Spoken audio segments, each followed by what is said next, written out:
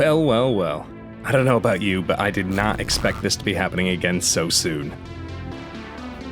Nice 15-hour flight ahead of me, and not particularly looking forward to that, but, sort of half a day from now, a little bit more than that, I shall be landing in Haneda. It's going to be a bit different this time because I'm flying solo, just me. No Adam, nobody else, just going to be me on my own in Tokyo, trying to create my own fun, so that ought to be interesting. Right, let's go to the gate. That's right. I am on my way back to Japan, and a hell of a lot sooner than I expected, but this time things are going to be a bit different.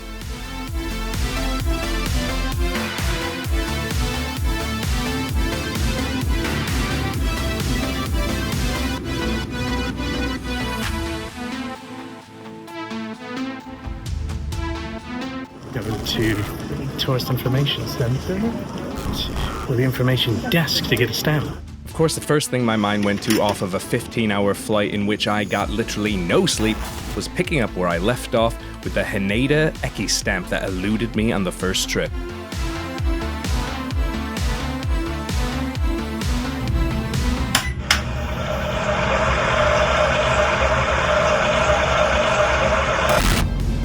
After my privacy potty and an hour-ish car ride, I found myself in Gotemba. And since my room wasn't ready, I hit the ground running, grabbing a bus into the city center. Okay, in Gotemba, going to a hobby off. First one, hard off, hobby off. Here we go. Boys, out on our own. So yeah, it took almost no time at all to get back into my mindset from my last trip to Japan. I honestly think I'm in heaven. And while Adam and I visited our fair share of book-offs, we didn't really hit up as many hobby or hard-offs during our trip. As you might have guessed, hobby-offs specialize in models, toys, and collectibles, while hard-offs carry hardware, like computers, instruments, and video games. So let's see what we can find. Having only been to off stores in bigger cities, I was pretty impressed by the selection, and better yet, the prices. When I found the junk section, I might have went a bit overkill at hard off and hobby off. Let's check what we got when we get back. Spoiler alert, I didn't film that bit. Not in Gotemba 5 minutes, and already we found a lovely shrine. Amazing.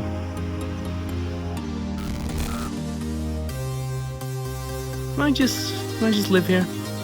Not the shrine, that'd be weird. But in Japan, I'd like that. A lovely little shrine not too far from Gotemba Station. The Niihashi Sengen Shrine is tucked away in the back streets of the city and proved a great way to decompress after a hectic start to my first day back in the country.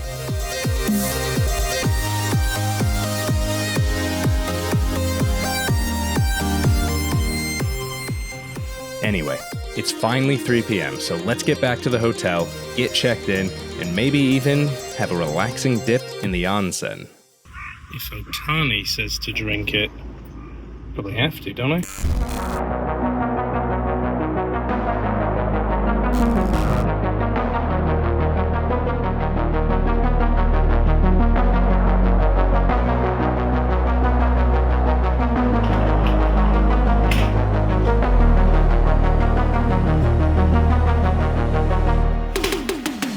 Hotel Clad, the first home away from home. I'll be staying here for about a week while I'm doing some work, and I've got to say, I'm loving the digs so far. It's a really nice looking hotel. Unfortunately, I didn't get a Fuji view room, but I've still got a pretty nice view out there. I mean, it's a car parking lot, but there also is a mountain, and there's going to be some great Fuji views all week from work, from the front of the hotel. This is more of the Gotemba prologue. We'll get in a couple of sites, a couple of spots that I visited, a little bit of food, and some other little bits of fun here and there. So join me along the way. We are back to Japan. I say we, I mean collectively we, myself and all of you out there. I'm so excited to be back, and I can't wait to enjoy the next 2 weeks here in Japan.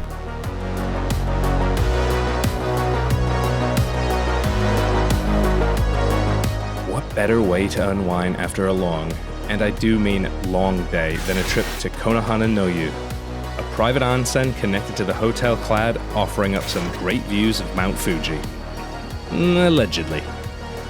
There's almost kind of like an eerie vibe here, because you know Fuji is looming behind, but you can't actually see it because of darkness and clouds and everything. So you just know this like massive mountains there, waiting to make its move, the big one. But then there's also something pretty serene about that. Give us that mega eruption now. This will be the way to go.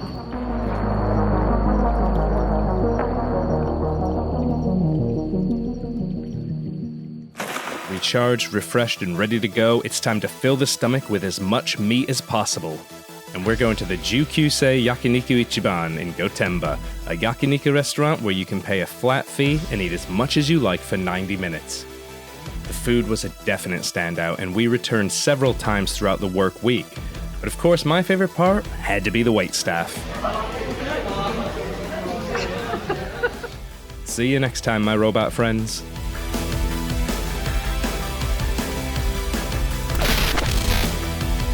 Here we are at the Taiheiyo Golf Club in Gotemba, Japan, in the shadow of Mount Fuji, supposedly. I've not seen Mount Fuji very often this week, despite it being right here.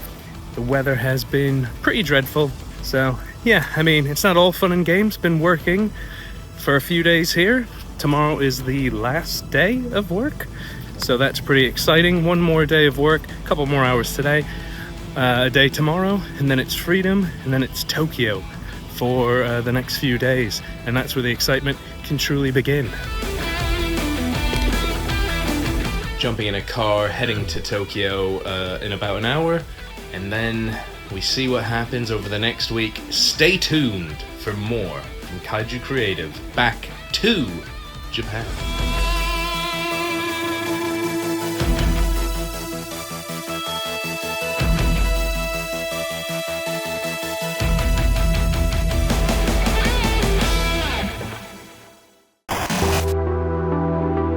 After hitching a ride to Tokyo, I arrived at the Tamagawa Sengin Shrine.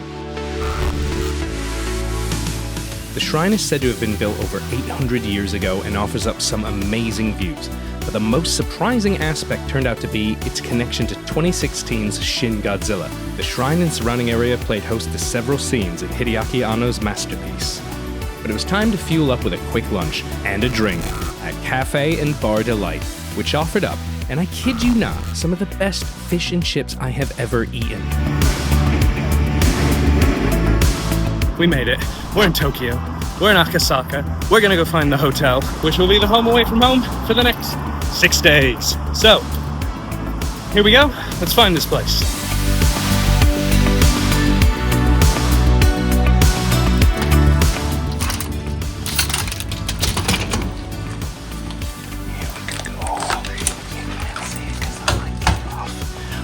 But there's my suitcase. Takibin, love ya. Still in awe of just how useful and efficient Takibin is, I headed towards Roppongi for a museum exhibition I knew I had to see in person. The Roppongi Museum was playing host to the Evangelion Crossing Expo, an exhibition that explores the collaboration history of the hugely impactful anime Neon Genesis Evangelion. Now, if you've watched any of the videos covering the first trip to Japan, you probably have a pretty good idea of just how much I love this series, and seeing some of the 4,000 plus items on display was enough to make me weak at the knees. The expo began back in 2020 in Shibuya and has since traveled the country, with the Roppongi exhibition being referred to as its Tokyo return. Unfortunately, no matter how much I begged and pleaded, they wouldn't let me buy any of the items on display. But not to worry, there will still be plenty of shops along the way to help fill that Eva-shaped hole in my heart.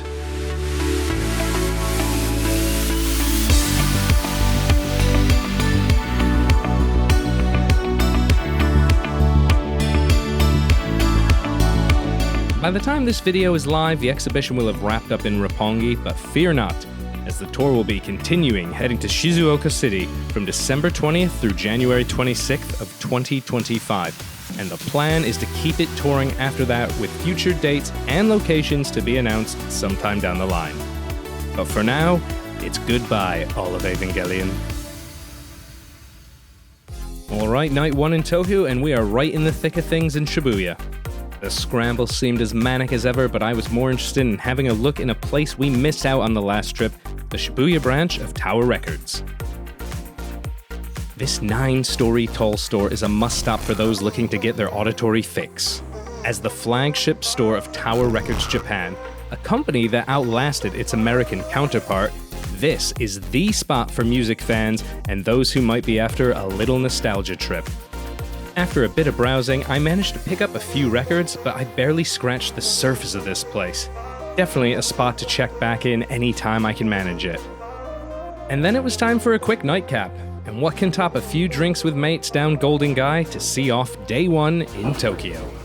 Hard okay, large groups okay. It's all okay. Back to Shibuya to jumpstart day 2 in Tokyo, and I headed to the Parco building, and more specifically the 6th floor, which housed multiple specialty shops including the Nintendo Store Tokyo. Having visited the Osaka branch during Trip 1, I had to see how the Tokyo store compared, and the selection of items on display was equally as impressive. But if push came to shove, I might give the edge to Osaka, which seemed to be a bigger space with some more interactive demos and displays for customers. One thing that I didn't spot in Osaka though was the Nintendo controller gacha machines.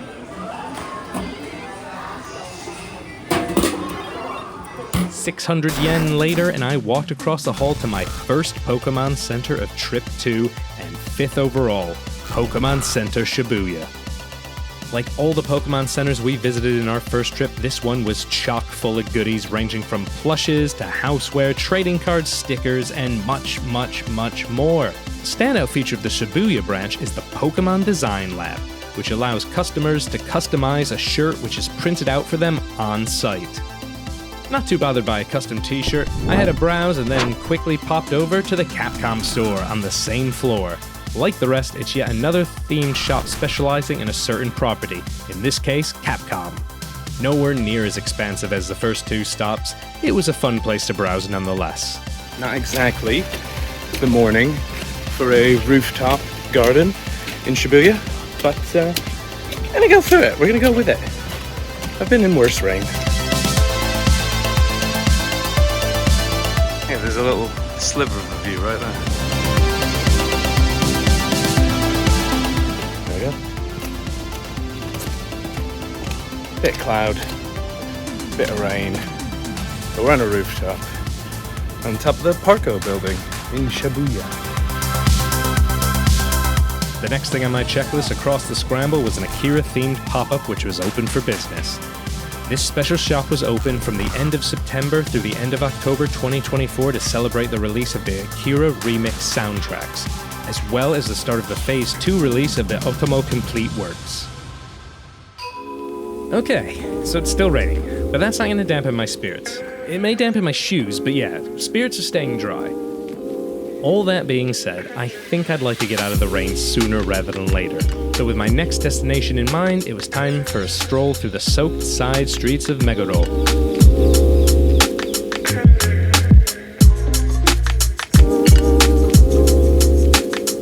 And boy could I use a hot cup of coffee. And while I may avoid them for the most part in my day-to-day life, I just couldn't resist the siren song that led me to the Starbucks Reserve Roastery Tokyo. Part cafe, part theme park, this 4-floor Starbucks is so much more than a place to grab a grande frappuccino. It's a celebration of coffee itself. One of 7 Starbucks roasteries in the world, the Tokyo branch opened in 2019. Covering 32,000 square feet of real estate, it's the only purpose-built roastery of the bunch. And it was honestly so far beyond what I expected it to be. As a self-proclaimed coffee snob, I've long forgotten about my dependence on the Seattle-based coffee chain, but the roasteries, this Tokyo location specifically, made me feel like a kid again.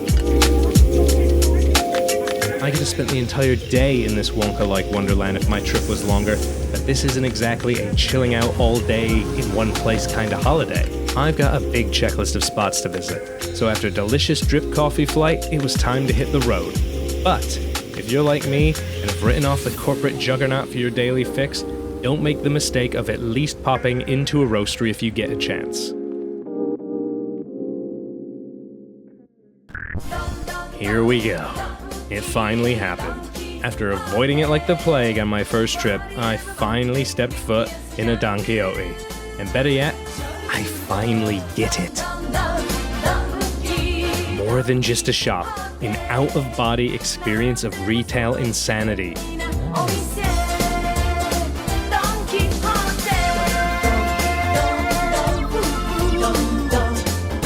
And a perfect spot to pick up souvenirs while in Japan.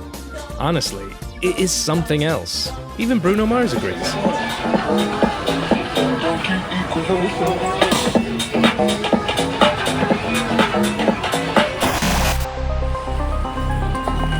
gonna go up to Ikebukuro, which went to, obviously, the first time we were in Japan, when we went to Sunshine City.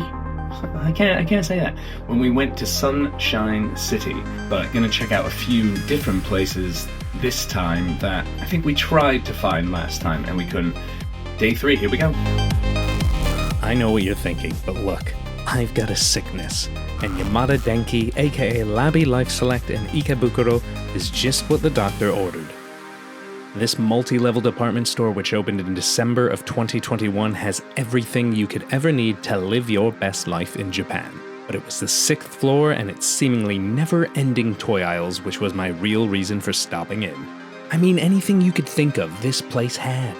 An otaku's dream filled with everything from children's toys, video games, model kits, and collectibles. It was a lot to take in. And I'll tell you, it took a lot of willpower to not build up a life-altering credit card bill.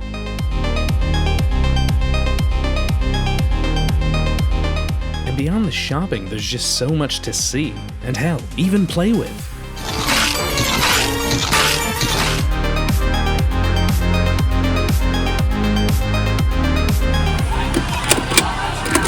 Zero to 100. Okay. Not too far away, there was more plastic to gawk at in the Ikebukuro Mandarake branch. Having already explored floors of Mandarake branded shops in Nakano Broadway, it was somewhat comforting to have just one store to explore this time out. And as always, these shops never disappoint. I mean, so many little oddball items you wouldn't know even existed can be found around every corner. Yeah, this Transformers rip-off killer whale guy, he's coming home with me.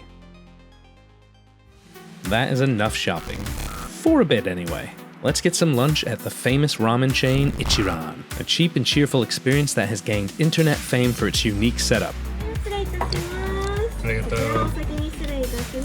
Specifically, solo table settings and the magic window which your food and drink get delivered through. A nationwide chain, Ichiran began as a simple ramen stand in Fukuoka in 1960 before expanding to more than 65 shops across the country with several worldwide branches. But who cares about the history if the food isn't good, right? Well, I'm happy to report that this ramen knocked my socks off. Sure, I've had better, but this hearty tonkatsu ramen delivered the perfect mix of flavor and texture and went a really long way in warming me up after another wet Tokyo morning. And best of all, 1,700 yen, or about 9 quid, for a huge bowl of ramen and an ice cold beer. So let's head back to the hotel and see what I wasted my money on, shall we? And there's our killer whale friend who you've already met. This just looks stupidly amazing. But let me introduce to you to my common rider mates. Poppy Gummy! Juicy! How could I resist?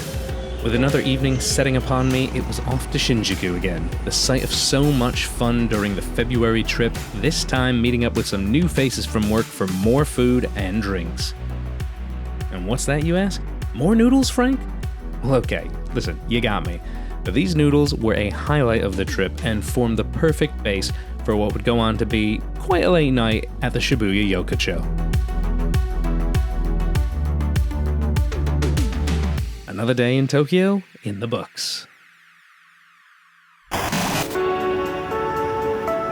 Day 4, and it's probably time to get in a bit of culture, right? The first stop of the day was Asakusa, whose tourist information center was certainly getting into the Halloween spirit. But the lucky stamp wasn't the only reason I found myself in this neck of the woods. Because across the street, beyond the 250-meter-long Nakamise shopping street, lied my true quest for the morning. But first, I'd have to fight my way through the crowds and make no mistake. Even at a fairly early hour during a weekday, this is a jam-packed part of the city, and for good reason.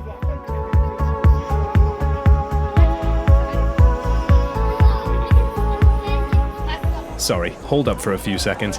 I've got work to do. Now we're talking. Big shrine vibes today. I've arrived at the Sensoji Temple. This ancient Buddhist temple was built in 645 and is the oldest established temple in Tokyo. The temple itself was destroyed during the March 1945 fire bombings during World War II, but was rebuilt throughout the 1950s, with the temple now being perceived as a symbol of rebirth and peace. It is one of Tokyo's most famous landmarks and the most visited spiritual place in the world, attracting more than 30 million visitors a year. And here I am, seemingly amongst every one of them. Anyway, time to get my omikuji, a form of fortune you can get across temples and shrines in Japan. You shake this box, pull out a random stick, find the number on the stick, find the drawer with that number, and pull out a fortune card. Ooh, I hope it's something good.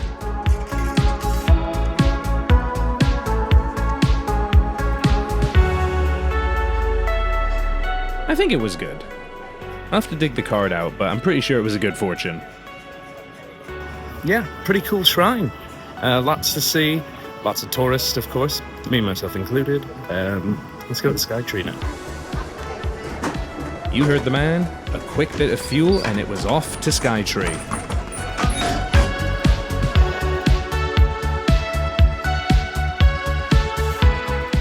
It won't be long before I head up the world's largest tower, but there's a whole world to explore at the base before we head up, including something I didn't expect to come across here in Japan: Oktoberfest.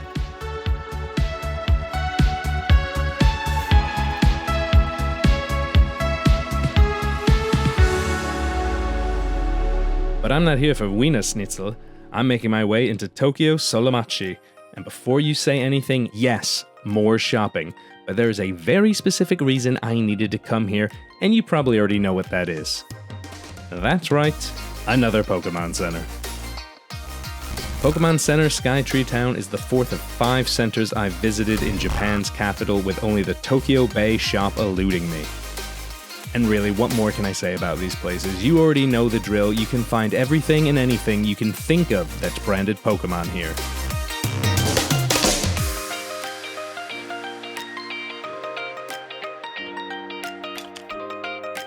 And I was able to find a special friend. Could this be my favorite Pokemon Center yet? Hard to say, but if you got Totodile merch, you definitely get some bonus points.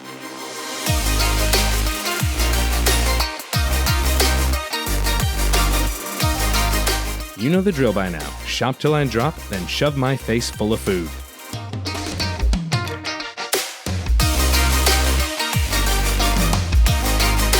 Alright, feeling pretty full up after some unagi, or eel, which is absolutely delicious. And now we're gonna leave, but maybe we'll head up the Skytree. Next up is the Tokyo Skytree Temple Deck, floor 350. Generally not too fussed with simply being up high, I'll just go ahead and say I was not a smart person for writing off the Tokyo Skytree. Having opened in May 2012, the Tokyo Skytree is the tallest tower in the world and third tallest structure, reaching a staggering 634 meters or 2,080 feet. And even on overcast days, I just can't do justice to how amazing the views are from the 2 viewing decks. When purchasing a ticket, you can decide to go up to the Tembo deck, which reaches 350 meters, or a ticket that allows you to go to both the Tembo deck and Tembo Galleria, which goes up even higher, up to 450 meters. And take my advice, spring for the Galleria option, as not only are the views on both decks pretty different, but the crowds seem to be a bit more thinner up on the Galleria deck. This was another in a long line of spots I could easily just sit and chill at all day, especially with a coffee in hand, but hey, too little time, too much to do.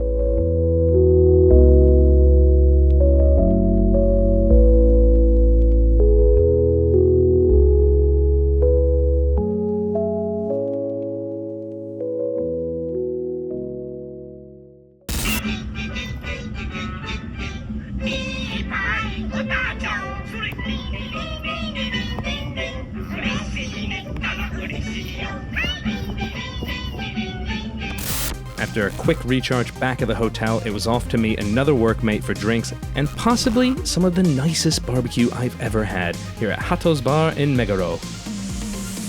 And a special shout out to Shep for babysitting me and showing me so many amazing local spots that I'd have never found otherwise this trip.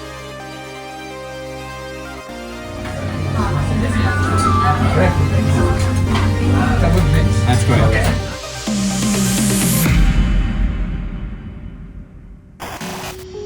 Alright, we're nearing the end now, day 5 in Tokyo, and the safety net is now well and truly away, as this would be my first fully solo day to explore, and I'd be kicking it off with a stroll through Ueno Park. Look, I've loved pretty much every second of this trip so far, but I've also had work friends to meet up with most evenings for dinner and drinks, but that wouldn't be the case for these last 2 days. Anyway, so what about this park, eh? Ueno Park was opened in 1873 and was one of the country's first public parks. The park is one of Tokyo's most popular cherry blossom spots, featuring more than 1,000 cherry trees lining its central pathway. Of course, this was filmed in October, so don't expect to see any of that. But hey, you know me, I do love a shrine. The Ueno Toshigo is a Shinto shrine which was built and dedicated in 1627 to the memory of Tokugawa Ieyasu, the founder of the Tokugawa shogunate, who unified all the feudal dominions of Japan.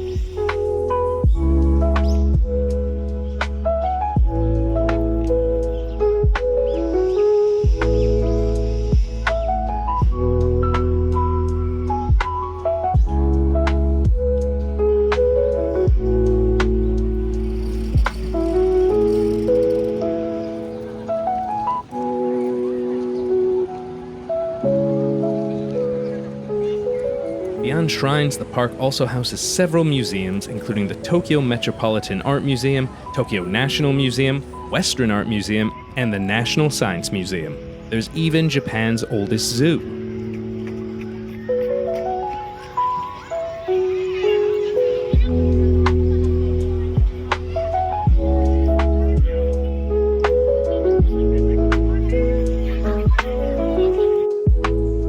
There's also one more impressive sight to behold here, one of Japan's great Buddhas.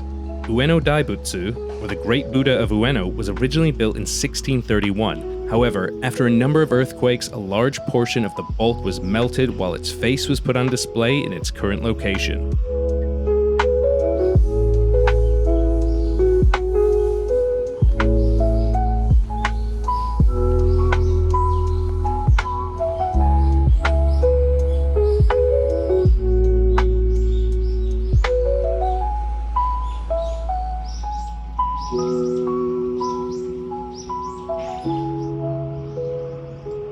There is so much to see and do in Ueno Park that a full day, let alone a single morning, is hardly enough, but I gave it a good go.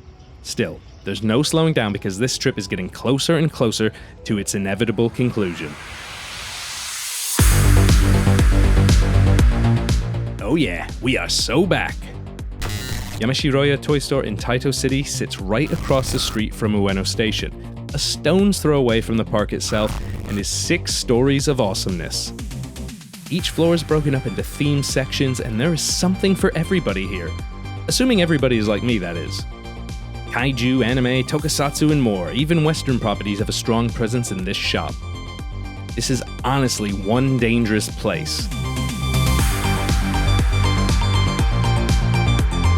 I'm sort of happy that I bought some of the biggest items at the start of this trip, because I'm certainly holding back here.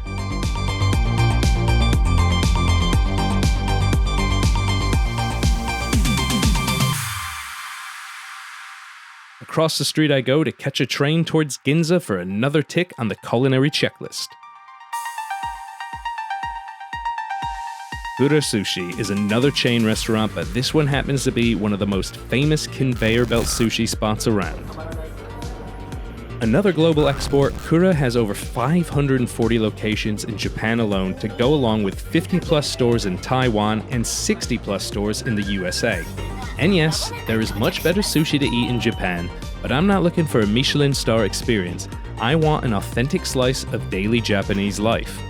I want convenient, cheap food, which also just so happens to be pretty damn tasty. And Kura delivers. Literally. Whatever I order at the touchscreen at the table comes to me on the belt when it's ready. Though I probably wouldn't suggest the squid tentacles. Unlike Ichiran, I imagine this is best experienced with a group, but even as a solo flyer, I've got no complaints.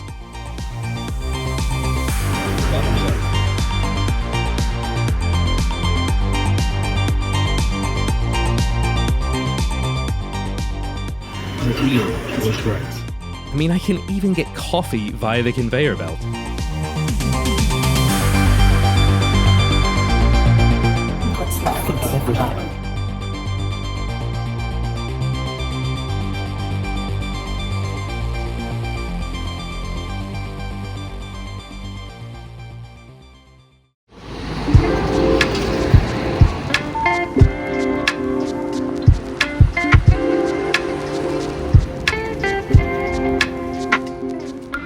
I decided to walk off some of that rice weight and head back to drop off bags, recharge batteries, and get ready for the evening.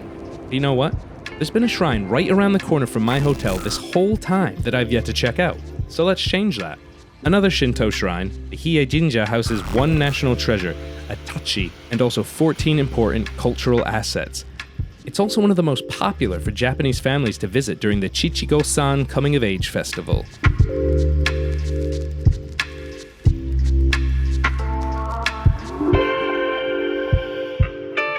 It still amazes me to find a place like this surrounded by this concrete jungle. Tranquility amongst the chaos. Friday night in Tokyo, and I'm going to a concert at the Showa Women's University Hitomi Memorial Hall that I'm very excited about. It's been a great build-up to this. Junko Yagami, you know, luckily for me, she's still touring, 66 years old. But still seems like she puts on a great show. We'll probably call it an early night tonight with it being Friday, so once the show's over, I'm probably just going to come straight back to the hotel room and try to get to bed early to wake up pretty early tomorrow to make the most of my final day in Tokyo. And it makes me sad to say that out loud. And hopefully it's all going to end with a bang. What's that mean? I don't know. We'll find out together. Anyway, goodbye. What a show. These ladies are still bringing the heat, and if you ever wanted to just enjoy some good music, then I'd suggest giving Junko Yagami a little search on your music service of choice. As for me, I need to get some sleep. Yeah, great tunes.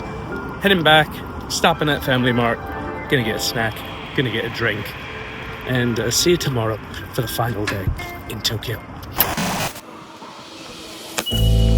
The sun is shining. It is my final day in Tokyo for this trip. Earliest start I've had so far, 8:15 a.m. Gonna head out, try to make the most of the last sort of 24 hours. The last day of Kaiju Creative back to Japan. That's right. As much as it pains me to say it again, we're down to our final few hours in this amazing country. So a cafe top-up would be needed to rocket power me around Tokyo for one more day. Newly energized, it was time to get some steps in, and right across the street was the perfect place to do that in one of Tokyo's largest and most famous parks.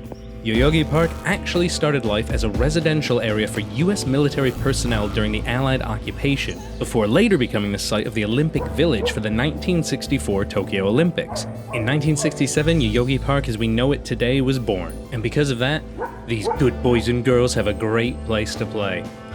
The park features sprawling lawns, ample sports facilities, and attracts people from all walks of life. Yoyogi serves as a meetup spot for various groups and clubs. If you happen to visit here on a Sunday, you'll possibly come across all sorts of interesting characters.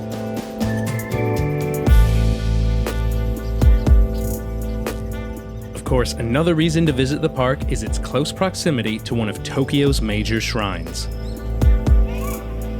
Meiji Shrine is one of the most visited shrines in all of Japan. A Shinto shrine, Meiji was established in 1920 before being completed in 1926. It is dedicated to the deified spirits of Emperor Meiji and his wife, Empress Shokin, and the shrine itself is surrounded by an amazing 170-acre forest made up of trees donated from all around the world. Not far from the entrance of Meiji Shrine was the Tokyu Plaza Harajuku, another in the long line of multi-story department stores I've visited in this country. This building offered more than just shopping and food, however. It also housed several public spaces and art installations to ponder while escaping the chaos of the streets outside. But what time is it? I'm starting to build up a mighty thirst, so let's fix that. Ibisu Brewery. It was closed when I came here last time. It was pissing it down with rain when I came here last time. I hope it's open this time. It's definitely sunny this time. So let's go for beer. Kanpai. Formerly the Ebisu Beer Museum, which closed in October 2022 for renovations, the new-ish Ebisu Brewery Tokyo has been open since April 2024. The brand, which is owned by Sapporo Breweries, has a long history dating back to the late 1800s. The brewery is comprised of 3 areas: the museum, the brewery itself, and most importantly to me, at this very moment, the tap room. This beer flight and the spectacular potato salad was just what the doctor ordered, and after wetting my whistle, it was time for a history lesson. Ebisu was brewed using equipment and engineers imported directly from Germany to create a high-quality beer, quickly becoming one of Japan's leading brands. They definitely take their beer seriously around the Ebisu area. Got a beer flight. Got to see and read about a little bit of history of the brewing company. It was fantastic. Loved it.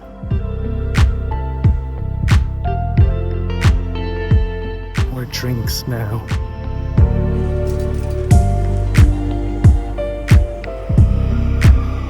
With a bit of a buzz on, it probably wasn't the smartest idea to head to 2000 Toys in Suganami City. Now, believe it or not, I stayed strong, only picking up one item, which I certainly didn't need. But I would have just felt guilty if I left this place without buying something.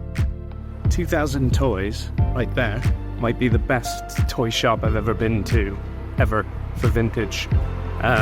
In America, or here in Japan. Well, definitely here in Japan, but pretty close to America as well.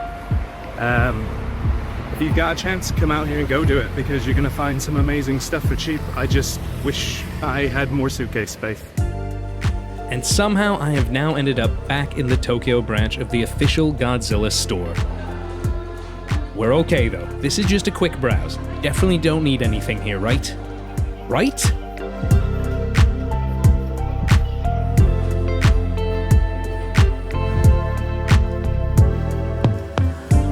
Keeping this train rolling forward, it was time for more drinks. I'm pretty sure I told myself at some point I wasn't going to be drinking this much on my last day in Tokyo. That seemed to go out the window pretty quickly.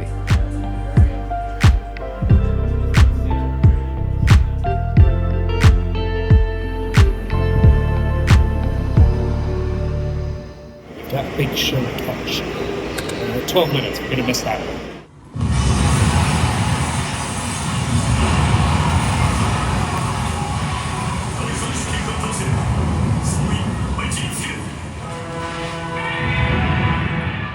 Now this is cool. The Tokyo Metropolitan Government Building serves as the nightly host for a world record-setting projection mapping light show. The largest such permanent display in the world, the nightly showcase features a range of shows created by a mix of local and international artists. There are several shows every night, but obviously I had to catch the weekend exclusive Godzilla Attack on Tokyo. And it well and truly lived up to the hype. If you have yourself a few evenings in Tokyo, you owe it to yourself to come here and check out some of these multimedia light shows.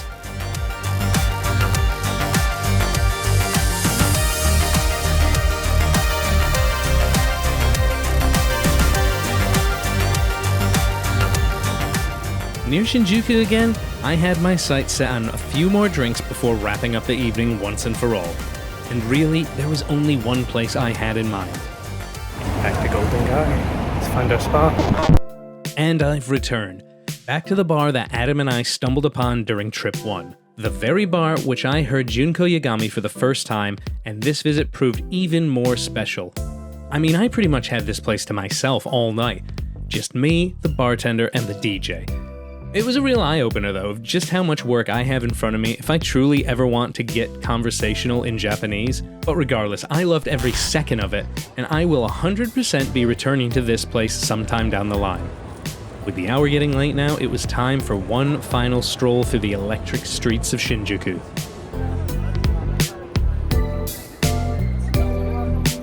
I think I've got one more stop in me. Or should I say, I think I've got one more meal in me, which in my mind was going to be pulling double duty. Filling up my stomach with delicious food, as well as providing a nice absorbing layer to suck up all that alcohol and get me through the evening. But I'm not taking my chances when it comes to a hangover. See the liver there? The liver is good. You drink one of these before you start drinking, you drink one of these after you stop drinking, and apparently it's all good. I didn't drink one at the start of drinking, so I'm just gonna have to hope that one's good enough. 5:15 a.m. 4:45 alarm. That was fun. Yeah, about to go downstairs, check out, and jump in a car to Haneda to fly back.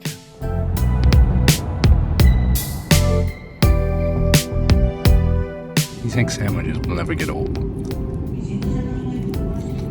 Alright team, this is signing off from Tokyo for what was an amazing trip. I'm not going to end this one on a sour, sad note. Not looking forward to the flight, but great trip, great memories that will last a lifetime, and already planning trip 3. Back 3 Japan? We'll work on the name. Anyway, see you guys next time. Bye!